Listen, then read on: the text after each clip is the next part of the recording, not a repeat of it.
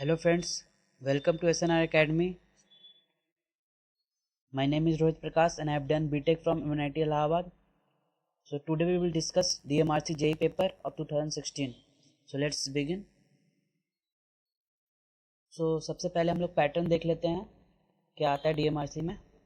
तो दो पेपर होते हैं इसमें, पेपर 1 और पेपर 2। पेपर 1 में होता है एप्टीट्यूड प्लस टेक्निकल और पेपर 2 होता है इंग्लिश। तो पेपर 1 देख लेते हैं। पेपर 1 में होता है एप्टीट्यूड, इसके होते हैं 45 क्वेश्चंस, और होता है टेक्निकल, इसके होते हैं 75 क्वेश्चंस, और टोटल टाइम मिलता है इसके लिए 90 मिनट्स का। और पेपर 2 होता है इंग्लिश, इसमें होते हैं 60 क्वेश्चंस और इसके लिए टाइम मिलता है 45 मिनट्स, और नेगेटिव मार्क्स भी होता है 1/3 मार्क्स का। सो हम लोग देख लेते हैं। सो गाइस, एप्टीट्यूड हम लोग डिस्कस नहीं करेंगे क्योंकि बहुत आसान सा क्वेश्चन है और टाइम हमारे पास कम है। सो एप्टीट्यूड डिस्कस नहीं करेंगे, लेकिन मैं PDF अपलोड कर दूंगा FB पेज पे। सो आप लोग प्रैक्टिस करना और जिसमें भी डाउट हो बस कमेंट कर देना, हम उसका आंसर दे देंगे। ओके, सो हम लोग टेक्निकल डिस्कस करते हैं।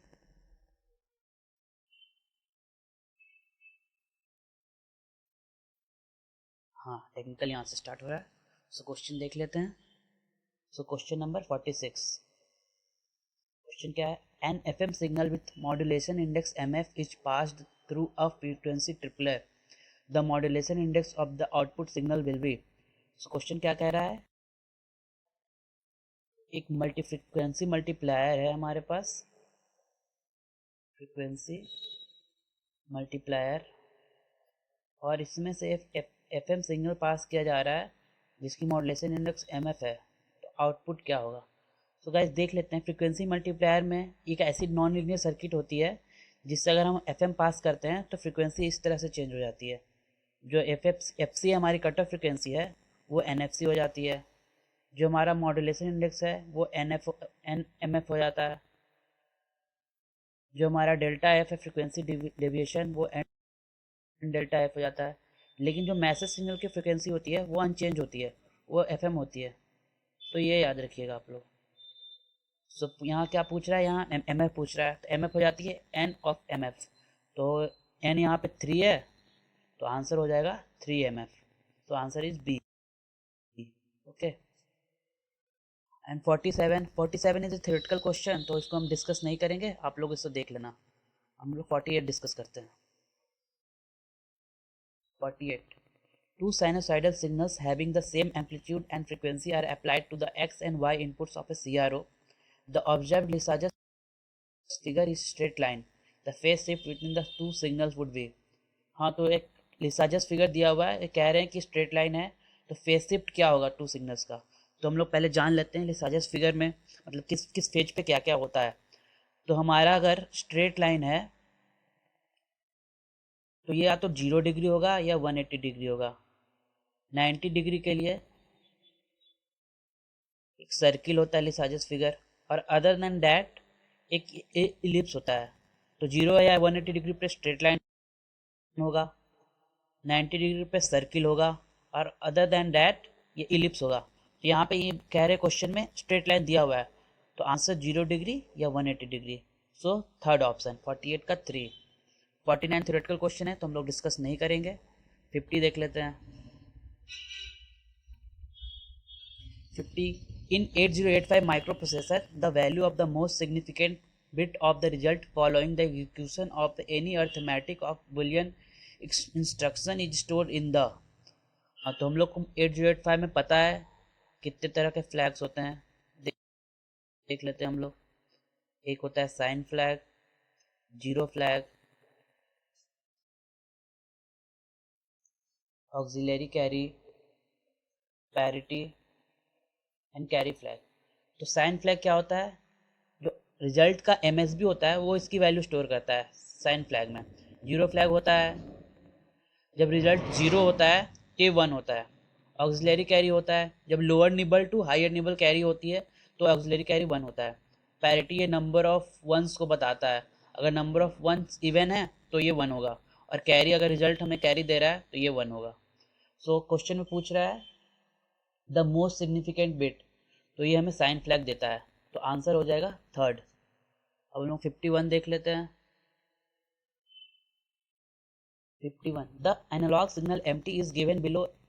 mt is equal to 4 cos 100 pi t plus 8 sin 200 pi t plus cos 300 pi t. The Nyquist sampling rate will be. तो यहाँ पे Nyquist रेट पूछ रहा है, तो हम लोग अपना सिग्नल देख लेंगे। सिग्नल में FM देख लेंगे, F मैक्स। तो F मैक्स सिग्नल का है, ये ओमेगा देख लेते हैं पहले। इसमें ओमेगा मैक्स दे रखा है, तो ओमेगा मैक्स है यहाँ पे 300 पाई, तो इससे FM निकल जाएगा।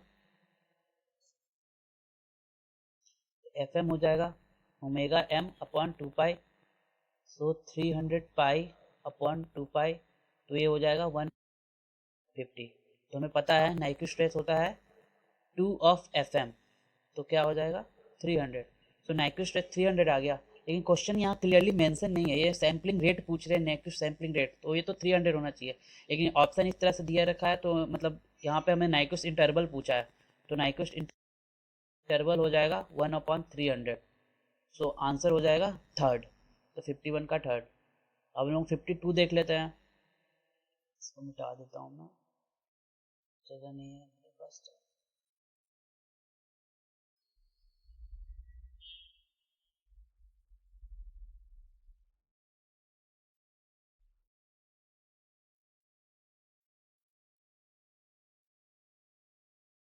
हाँ, तो 52 देख लेते हैं हम लोग। 52 find the noise factor for an antenna at 27 degree centigrade with equivalent noise temperature 30 kelvin. तो नॉइज फैक्टर का फॉर्मूला क्या होता है? Noise factor is equal to 1 plus T upon T naught. तो यहाँ पे टी दिया हुआ है इक्विवेलेंट नॉइज टेम्परेचर 30 केल्विन, और टी नॉट है 27 डिग्री सेंटीग्रेड, तो इसे हमें केल्विन में बदलना पड़ेगा। 273 प्लस 27, ये आ जाएगा 300। So noise factor is equal to 1 plus 30 upon 300। इसको हम लोग कैलकुलेट करेंगे तो ये आएगा 1.1, तो आंसर इज फोर्थ 1.1। अब 53 देख लेते हैं। 53 inverse Laplace transform of 2s plus 5 divide by s plus 3 2s plus 2। So guys ये सिंपल सा क्वेश्चन है, बस हमें पार्शियल फ्रैक्शन करना है, तो मैं उसे करूँगा नहीं, आप करोगे तो देखोगे कि आंसर आएगा 2। तो इसको करना, अगर कोई डाउट हो तो फिर पूछना, मैं कमेंट कर दूंगा। ओके गाइस, अब देखते हैं 54।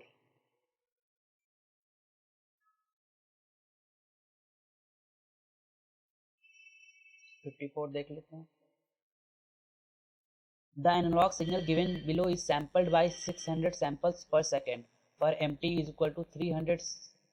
Sorry, the analog signal given below is sampled by 600 samples per second for mt 3 sin 500 pi t plus 2 sin 700 pi t, then folding frequency। तो गाइस यहाँ पे पूछ रहा है फोल्डिंग फ्रिक्वेंसी, तो फोल्डिंग फ्रिक्वेंसी कुछ नया टर्म है बस, लेकिन इसको मतलब सेम नाम है, ये other name for Nyquist frequency होता है, और नाइक्विस्ट फ्रिक्वेंसी होता है half of sampling rate. Guys confuse मत कीजिएगा, नाइक्विस्ट फ्रिक्वेंसी नाइक्विस्ट रेट से, नाइक्विस्ट फ्रिक्वेंसी होती है हाफ ऑफ सैम्पलिंग रेट। तो सैम्पलिंग रेट दिया हुआ है यहाँ पे 600, नाइक्विस्ट फ्रिक्वेंसी हो जाएगी हमारी 600 अपॉन 2 300 हर्ट्ज, और सेम एज फोल्डिंग फ्रिक्वेंसी, तो फोल्डिंग फ्रिक्वेंसी भी हो जाएगी 300 हर्ट्ज, तो answer is 3। Okay, now 55 which one most appropriate dynamic system. तो गाइस ये क्वेश्चन सही नहीं है, ये क्वेश्चन ऐसा होना चाहिए था yn is equal to xn plus xn minus 1 plus xn plus 1, तब ये फर्स्ट आंसर सही होता है। क्योंकि डायनेमिक सिस्टम हमारा क्या होता है? डायनेमिक सिस्टम होता है हमारा आउटपुट जो होता है प्रेजेंट इनपुट, पास्ट इनपुट और फ्यूचर इनपुट पर डिपेंड करता है, उसको डायनेमिक सिस्टम कहते हैं। तो ये क्वेश्चन सही नहीं है, इसलिए इसको हम लोग अब आगे बढ़ते हैं हम लोग। 56 ये थियोरेटिकल क्वेश्चन है, आप लोग देख लीजिएगा। 57 भी, 58, 58 देख लेते हैं। A parallel polarized wave is incident from air into paraffin having relative permittivity 3. The value of its Brewster angle is। तो ब्रूस्टर एंगल का फॉर्मूला क्या होता है? tan theta b is equal to root under epsilon 2 upon epsilon 1। Epsilon 2 हमारा क्या दिया हुआ है? 3 दिया हुआ है। एप्सिलॉन 1 एयर है तो 1 लेंगे, तो tan theta b is equal to हो गया रूट 3 इज इक्वल टू, और भी लिख सकते हैं हम लोग उसको, tan 60 डिग्री, इसलिए थीटा भी हो गया हमारा 60 degree. So option 4। Brewster angle क्या होता है गाइस? ब्रूस्टर एंगल आप कमेंट करके बताओ ब्रूस्टर एंगल क्या होता है। ओके, सो हम लोग अब 59 देखते हैं।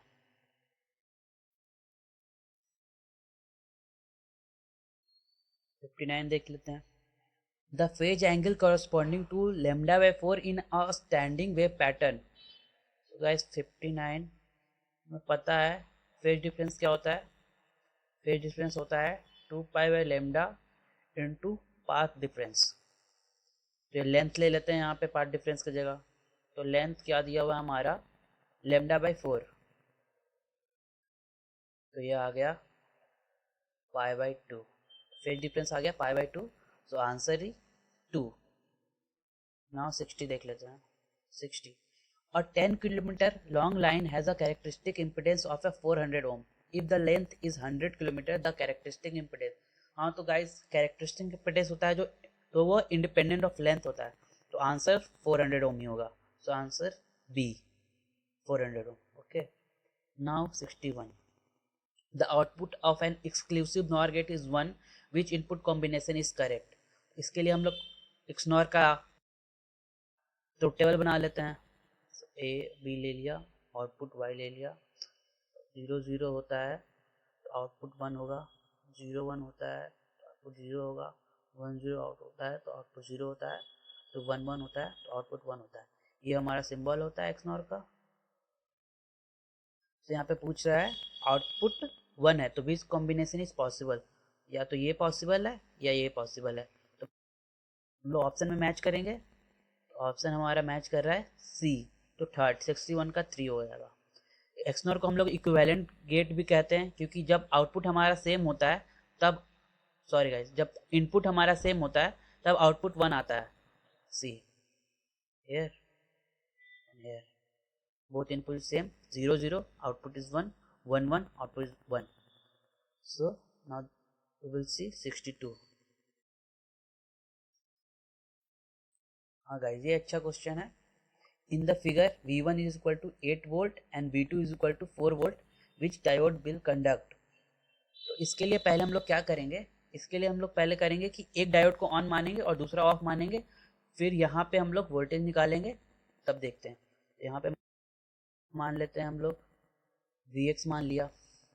सो अब पहले मानते हैं diode D1 will conduct, diode D1 will conduct।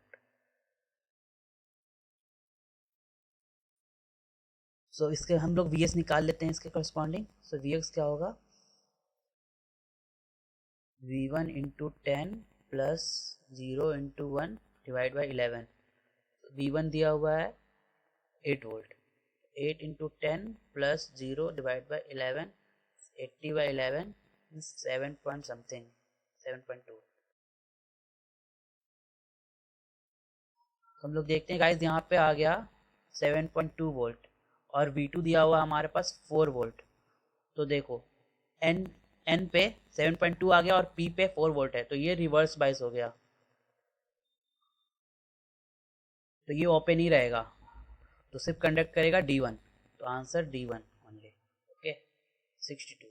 आप पहले ये भी चेक कर सकते हो, D2 को ऑन रखोगे तब निकालोगे तो यहाँ पे कम ही आएगा, ये ज़्यादा हुआ तो यही कंडक्ट करेगा, और जब ये कंडक्ट करेगा तो ये इसको रिवर्स बाइस बना देगा, सो सिर्फ D1 ही कंडक्ट करेगा, तो आंसर D1 ओनली। ओके, तो गाइस हम 63 डिस्कस कर लेते हैं। Determine the output frequency for a frequency division circuit that contains 12 flip-flops with an input clock frequency of 20.48 MHz। सो हमें पता है 12 फ्लिप फ्लॉप्स हैं, तो स्टेट्स कितनी होंगी, 2 to power 12 स्टेट्स।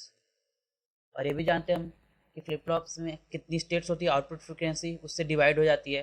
तो इनपुट क्लॉक फ्रिक्वेंसी है 20.48 मेगाहर्ट्ज, तो आउटपुट हो जाएगी 20.48 megahertz divide by 2 to power 12। तो इसे हम अगर कैलकुलेट करेंगे तो ये आएगा 5 किलो हर्ट्ज। तो आंसर 5 किलो हर्ट्ज। नाउ 64 देख लेते हैं हम। Initially, the number decimal 8 is stored. If instruction RAL is executed twice, the final number stored will be। हाँ, तो ये माइक्रो प्रोसेसर का क्वेश्चन है। सो RAL क्या होता है, RAL होता है रोटेट लेफ्ट विथ कैरी। तो पहले हम लोग देख लेते हैं इसको 8 बिट का।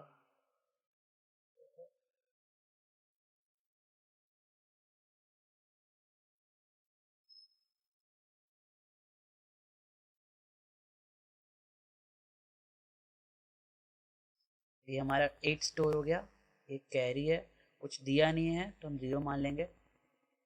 अब 2 बार रोटेट कर रहे हैं हम, तो फर्स्ट रोटेशन देख लेते हैं पहले। फर्स्ट रोटेशन, इसमें क्या होगा, ये लेफ्ट मूव कर रहा है तो ये यहाँ मूव कर जाएगा, ये यहाँ मूव कर जाएगा, ये यहाँ मूव कर जाएगा, ये यहाँ मूव करेगा, ये यहाँ, यहाँ, ये यहाँ, ये यहाँ। क्या हो जाएगा, ये हो जाएगा 0 0 0 0 1 0 0 0 0। सेकेंड रोटेशन में क्या होगा, ये 0 0 0 1 0 0 0 0 0। तो क्या फ्रेंड्स बन गया, ये हेक्साडेसिमल में बन गया 28। लेकिन आंसर पूछ रहा है ये डेसिमल में, तो उसका डेसिमल में हो जाएगा 32। तो ऑप्शन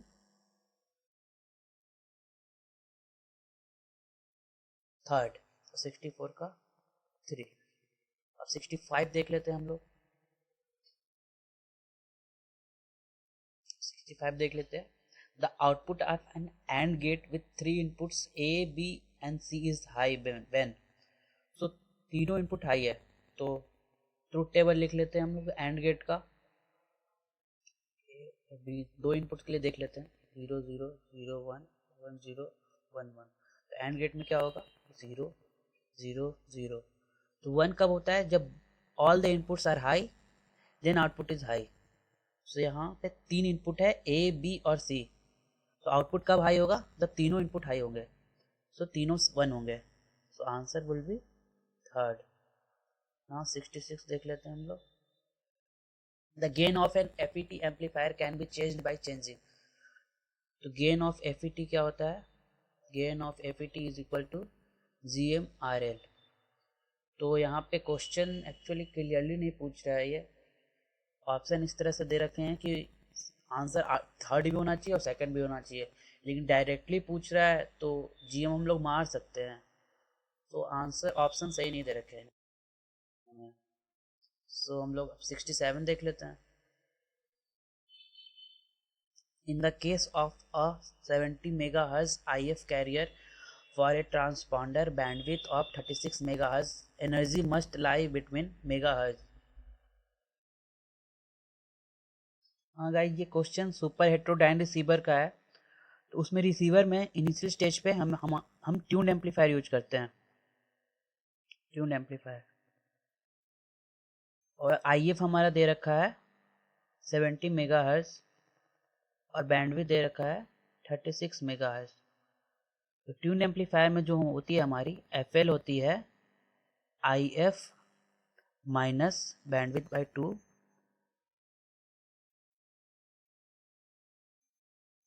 और FH होती है IF प्लस बैंडविड्थ बाई 2। तो FL हो जाएगा 70 माइनस 36/2 इज इक्वल टू 52 और FH हो जाएगा 70 प्लस 36/2 इज इक्वल टू 88। तो आंसर हो जाएगा 2। तो 67 का आंसर 2। और 68 देख लेते हैं अब हम। 68 है, in a full wave rectifier circuit using center tap transformer. The peak voltage across half of the secondary winding is 30 volt. Then PIV. तो ये पीक इनवर्स वोल्टेज पूछ रहा है. तो सेंटर टैप में गाइज होता है पीक इनवर्स वोल्टेज 2 VM. तो यहाँ पे आंसर हो जाएगा 2 इंटू 30 वोल्ट तो 60 वोल्ट. और होता है अगर ब्रिज में पूछता तो ब्रिज में PIV होती है VM. तो आंसर वहाँ पे 30 वोल्ट ही होता. तो ये हमारा डिसएडवांटेज है सेंटर टैप्ड का कि पीक इनवर्स वोल्टेज डबल होता है. So answer is 60 volt. Now 69. The Lissajous pattern observed on a screen of CRO is a straight line inclined at 45 degree to x-axis. If x plate input is 2 sin omega t, the y plate input is. हाँ तो guys Lissajous figure यहाँ पे दे रखा है, ये straight line कह रहा है. तो पहले भी मैं बता चुका हूँ स्ट्रेट लाइन होता है तो phase shift between x and y 0 degree होता है या 180 डिग्री होता है. और x हमारा दे रखा है 2 sin omega t. So output होगा 2 sin omega T minus 0 degree और माइनस 180 डिग्री.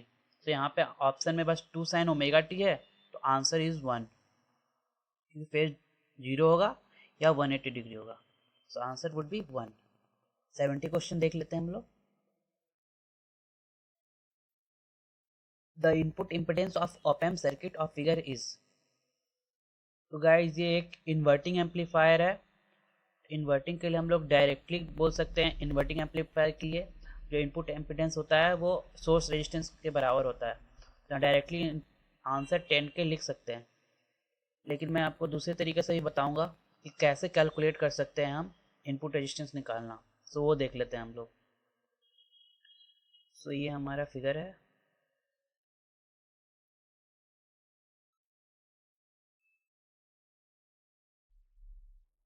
हाँ गाइस तो ये नेगेटिव फीडबैक एम्पलीफायर है तो ये वर्चुअल ग्राउंड सेटिस्फाई करेगा. तो यहाँ भी 0 हो जाएगा. तो हम करंट देख लेंगे आई. तो आई क्या हो जाएगा VS minus 0 upon 10K. So VS upon I क्या हो जाएगा 10K. VS अपॉन आई ही होता है इनपुट रेजिस्टेंस. तो RI is equal to 10K. So answer D 10K. So guys इस वीडियो में इतना ही. नेक्स्ट लेक्चर में हम लोग और भी आगे डिस्कस करेंगे. So thank you guys. Please subscribe to our YouTube channel and follow our FB page. Description is given below. So thank you guys.